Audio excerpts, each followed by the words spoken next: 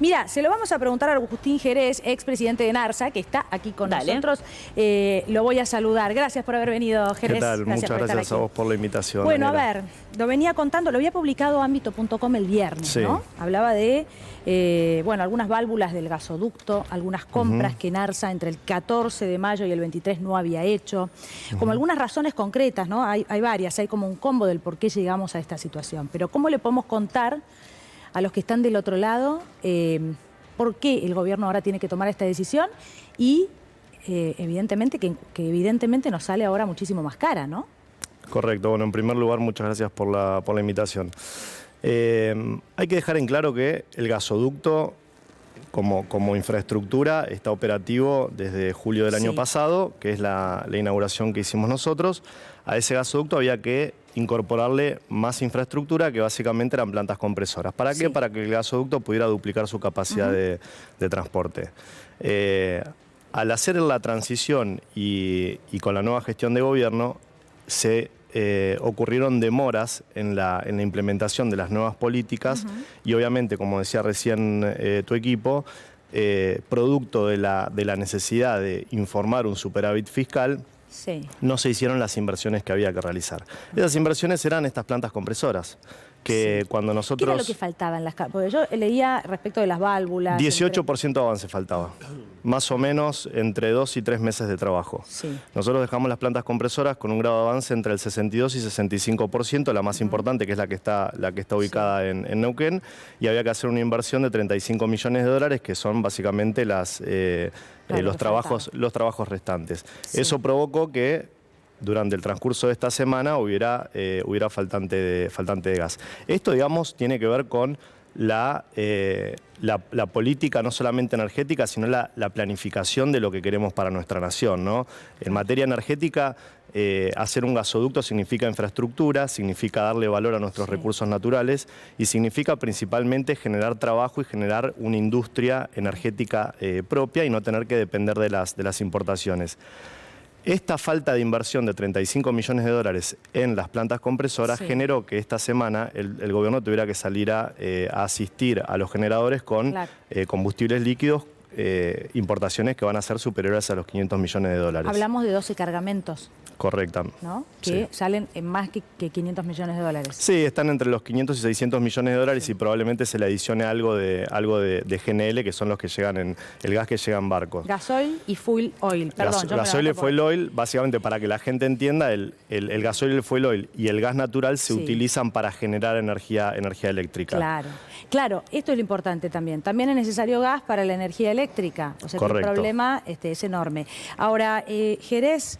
bueno, ahora Camesa licitó de urgencia prácticamente la compra, ¿no?, de estos 12 cargamentos. Nos sale mucho más caro. A ver, para que quede claro, para ahorrar 35 millones nos sale ahora más de 500. Correcto. Esa es la cuenta. Esa es la cuenta y... entramos a un invierno con un sistema energético debilitado, con lo cual este es el inicio. Vamos a ver qué va a pasar en el transcurso del invierno, si es que pueden surfear esta ola. Ya están cortando a los industriales, es decir, en el país de Vaca Muerta, los industriales de nuestro país tienen que cortar, los pocos industriales que quedan en nuestro país tienen que cortar su producción porque no tienen el insumo básico. Pero aparte, una producción en este momento que está en niveles bajísimos, ¿no?, y que lo que necesita es el repunte. Ahora, seguimos avanzando. Quiero que escuche a la canciller Mondino, que en algún momento dijo o se planteaba por qué el gasoducto... Yo entiendo que para el segundo de los tramos incluso había financiamiento chino ya, pero la decisión aún así fue no continuar. Ahora hablamos de eso y escuchamos también a Mondino, que se planteaba por qué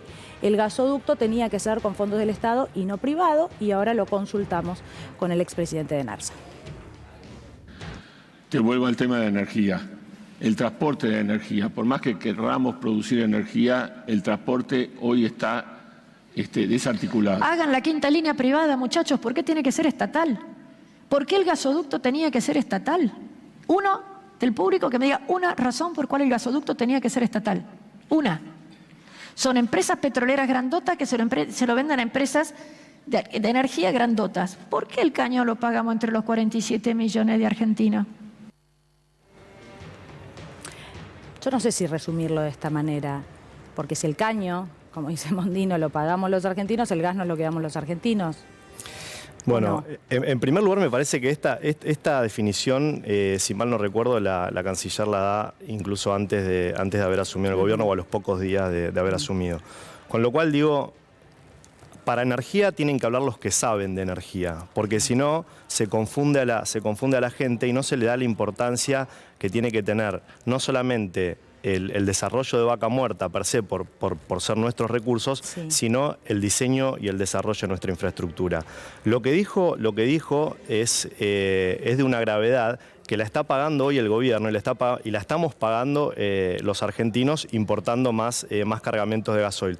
Pero permitime que te agregue un detalle. En Argentina, en la historia del desarrollo de los gasoductos, de los oleoductos, sí, y principalmente también de las líneas de alta tensión, el Estado ha jugado un papel preponderante. Tal es así que las transportistas, los distribuidores, administran bienes que son del Estado, tienen contratos de concesión. Bien, eso por un lado. Pero por otro lado, algo esencial que me parece que tenemos que tener en cuenta, que es ¿cuál es el valor que le damos a la energía en nuestra economía? ¿La energía es un fin por sí mismo o la energía es un vector para el desarrollo? Si consideramos que la energía es un vector para el desarrollo, el Estado tiene que estar presente en la implementación de nueva y más infraestructura, sí, para poder tener energía abundante que después los industriales, los comerciantes y los residenciales puedan acceder a ella a precios competitivos y que podamos tener una economía muchísimo más sana. A este gobierno no le importa el desarrollo, no habla de desarrollo, no le interesa, todo implica un retroceso muy importante, entiendo yo. A ver, ¿esto puede afectar a las generadoras? Bueno, lo primero que se corta, digamos, cuando hay faltante de gas son los contratos interrumpibles, que esto fue una medida que ya se tomó el día jueves. Continúan las industrias que tienen contratos en firme, que es lo que está sucediendo ahora, y si esta situación se agrava, puede ser que se corte la generación eléctrica, con lo cual iríamos a un esquema de cortes rotativos. No está todavía dado el escenario para esa situación, pero ya que corten industrias que tienen contratos en firme es muy grave, sí. ¿NASA?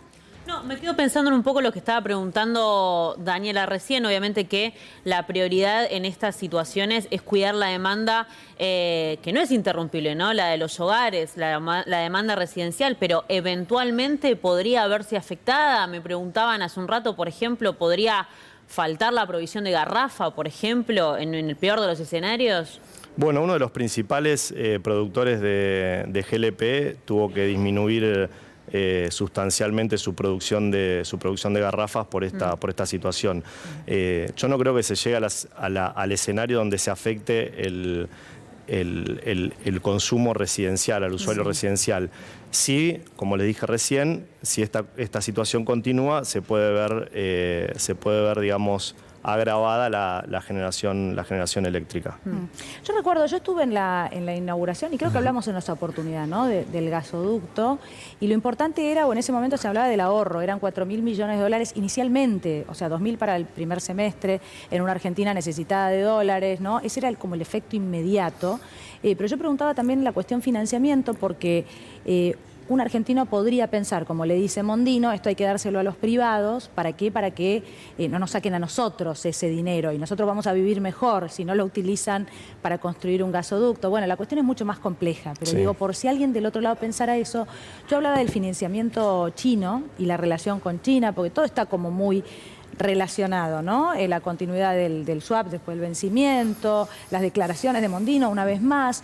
La verdad es que incluso había un acuerdo con China para seguir avanzando con lo que era otro tramo del gasoducto. Es decir, no es que alguien se iba a volver más pobre, sino que iba a tener un mejor acceso al gas y más barato, porque el dinero tampoco lo teníamos que poner nosotros.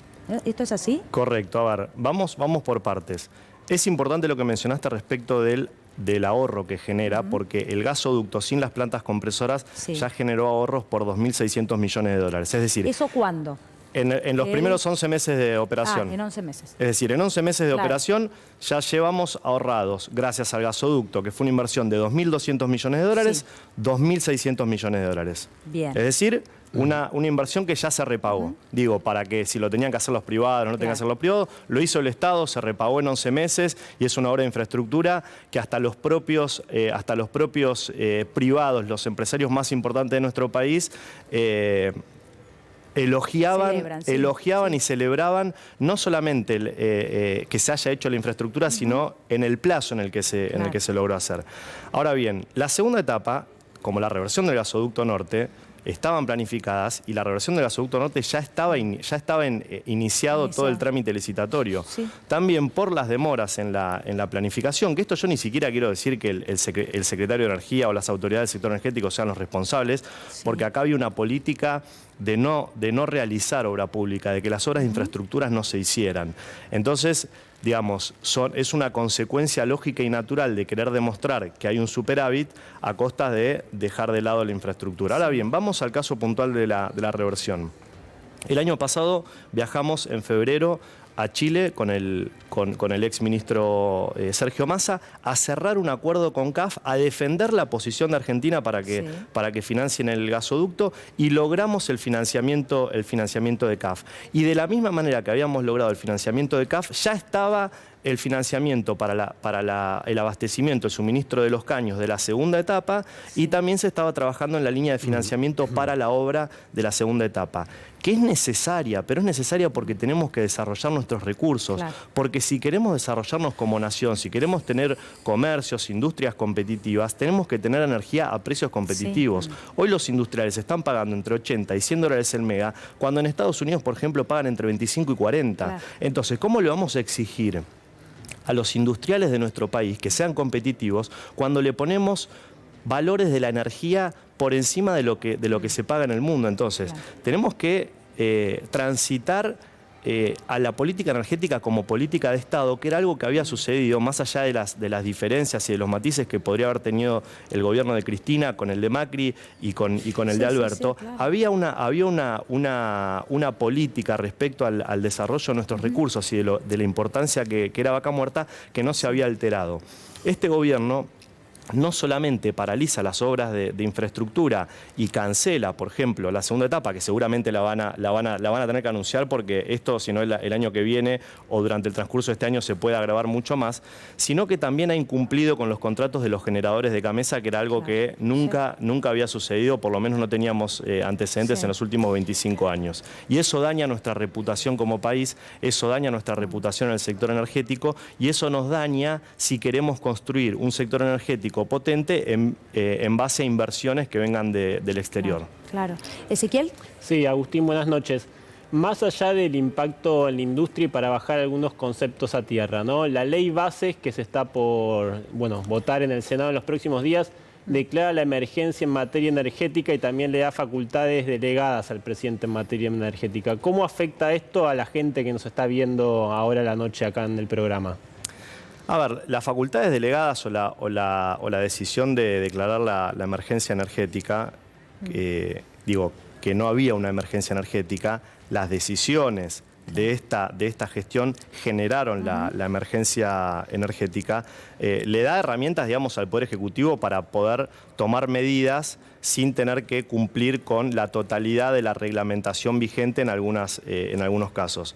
Pero este gobierno, digamos, ha ido implementando su política energética sin ningún tipo de reparos, ni siquiera judicial. Al margen de la emergencia. Al margen de la emergencia, y por dar solamente un dato, el tarifazo que se implementa genera una transferencia de riqueza de los sectores comerciales, residenciales, industriales y productivos de la nación de 4.500 millones de dólares hacia el balance de 5 o 6 empresas que prestan servicios públicos, que son servicios que nos pertenecen a los argentinos, es decir, no son bienes que son de las empresas, son bienes de los argentinos. Lo que hicimos los argentinos fue, durante la década del 90, fue concesionarlos a empresas privadas para que hagan la operación y mantenimiento.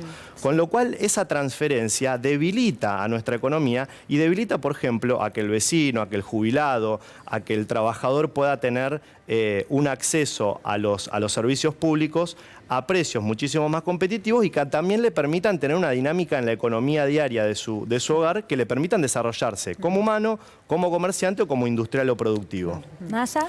Hago rápido 2 en 1. La primera, una de las de las cuestiones que menciona el gobierno actual respecto de por qué se demoran las obras, gasoducto Néstor Kirchner y reversión del gasoducto norte, es porque durante la gestión anterior el acceso a los dólares, como faltaban, era muy complicado. Primero, ¿qué se responde a eso?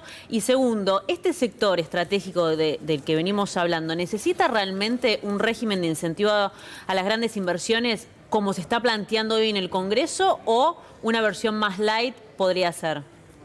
Mira, respecto de la primera pregunta, había un canal verde para las importaciones. Es decir, nosotros, entendiendo la necesidad que había de construir infraestructura, habíamos diseñado en conjunto con el ex ministro de Economía, Sergio, y con las autoridades de aduana, en ese entonces estaba el contador Michel, habíamos diseñado un canal verde, es decir, importaciones que ingresaban para la necesidad de infraestructura energética corrían por un canal verde. Con lo cual, las demoras que se dieron, nosotros teníamos prevista la inauguración de las plantas para el mes de febrero, entre febrero y marzo llevan a entrar operativas, tienen que ver con la demora en la toma de decisiones. Y la toma de decisiones tiene que ser dinámica porque en la gestión se paga muy caro el tiempo. Es decir, lo más importante que tenés en la gestión es el tiempo. Y si vos no valorás que todas las semanas y que todos los días tenés que tomar decisiones dinámicas para acelerar todas estas cosas, te enfrentás con un día que te levantás y tenés un problema